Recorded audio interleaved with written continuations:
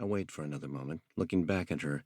Then I nod, and we begin to leave, together. We head towards the door, and before we get there, I take my broadsword from where it always leans against the wall, near my bed, ready for anything that might come in the night or otherwise, and we walk out. I softly close the door behind us as we quietly go down the mosaic-tiled hallway, the ancient stone under our feet worn from generations before us, and the color that was painted on the stone faded from weather and time and shuffling feet.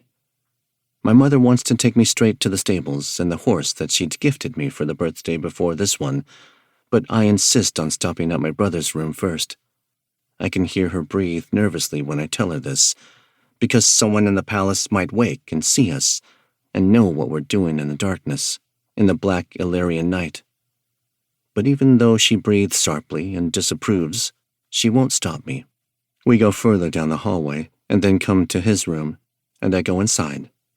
I quietly move towards his bed, where I kneel and shake him awake, and when he opens his eyes and returns from sleep and back to his body, I tell him with hushed and urgent words what's happening, and what I, his brother, must now do.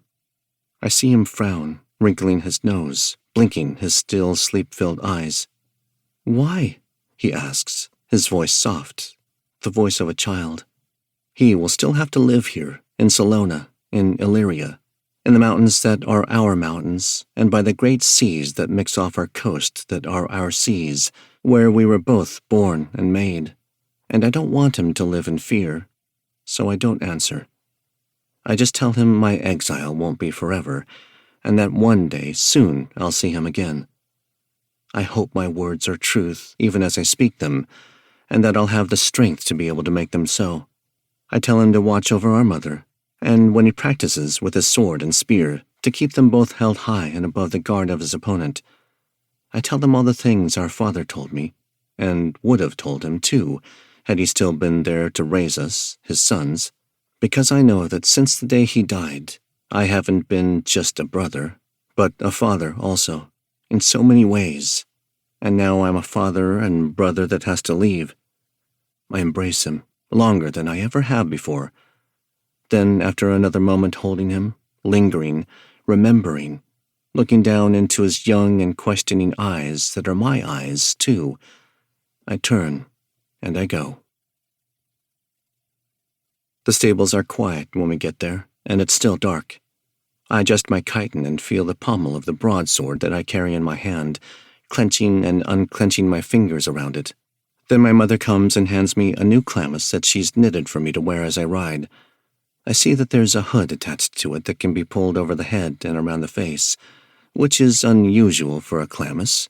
The hood is for the cold, I know, the chill that will come in the high-peaked and snow-covered mountains where I'll be riding. But it's also for something else, too. Disguise. There will be men that will come looking for me. I feel the sword that's in my hand again, my fingers still wrapped around the handle, still clenching and unclenching, and even more now, harder, firmer, knuckles turning white, and part of me wishes that when the men come looking, they'll find me.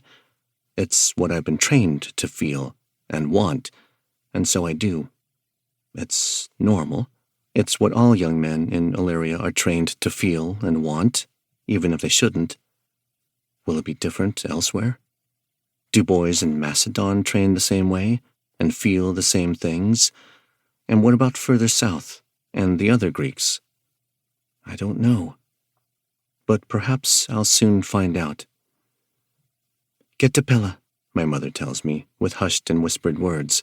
Pledge yourself to Philippos, and make sure that he accepts your service, because even Cleon won't be able to touch you there. Even Cleon wouldn't dare harm one of Macedon's wards. I will, I nod. I love you, she whispers, her words carried to me on the cold wind. I look back at her. I wish I could do more. I wish I could stay. I wish I could fight. I wish I could do something to prevent what's now happening and what's happened, both to me and to my family. But I know that I can't. At least not yet. This isn't forever, I tell her. One day, when I'm strong enough, I'll come back, and I'll take again what's ours, for all of us. I know you will, my son, she breathes in return.